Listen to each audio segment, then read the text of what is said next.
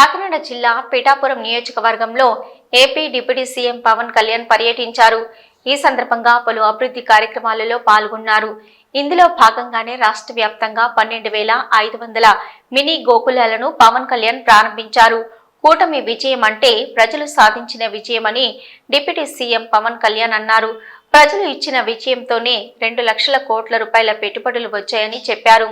అయితే అధికారంలోకి వచ్చిన 6 నెలల్లో ఏం చేశారని కొందరు అడుగుతున్నారని తెలిపారు.